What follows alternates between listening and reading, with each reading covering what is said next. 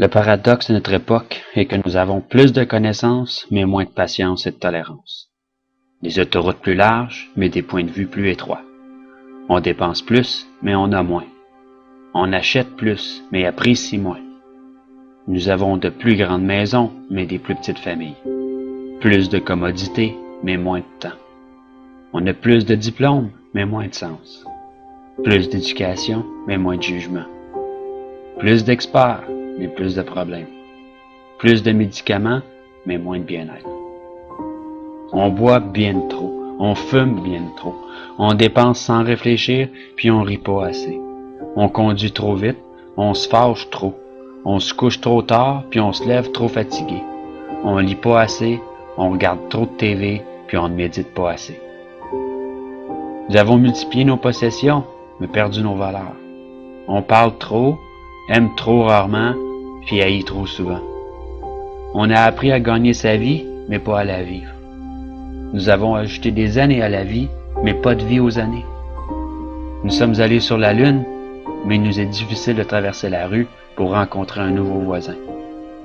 Nous avons conquis le cosmos extérieur, mais pas notre carrosse intérieur.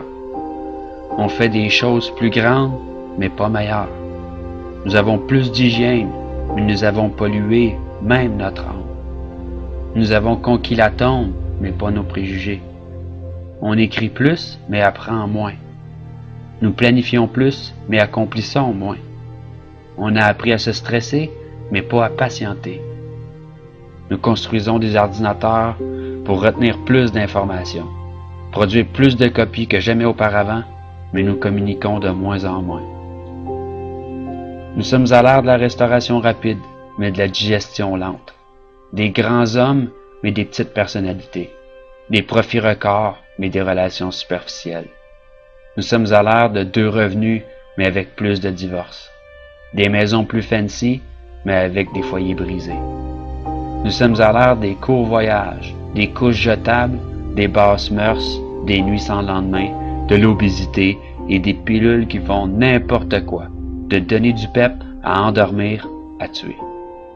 Nous sommes à l'ère des showrooms bien remplis avec des entrepôts vides. Rappelez-vous de dire « je t'aime » à votre partenaire et à vos bien-aimés. Mais surtout, pensez-le. Une bise et une accolade soulageront un mal lorsque sincère. Souvenez-vous de vous tenir la main et de chérir ce moment présent, lorsqu'un jour cette personne nous quittera. Prenez le temps d'aimer, de parler et de partager vos pensées précieuses. Et n'oubliez jamais que la vie ne se mesure pas au nombre de souffles que vous prenez, mais par les moments qui nous coupent le souffle.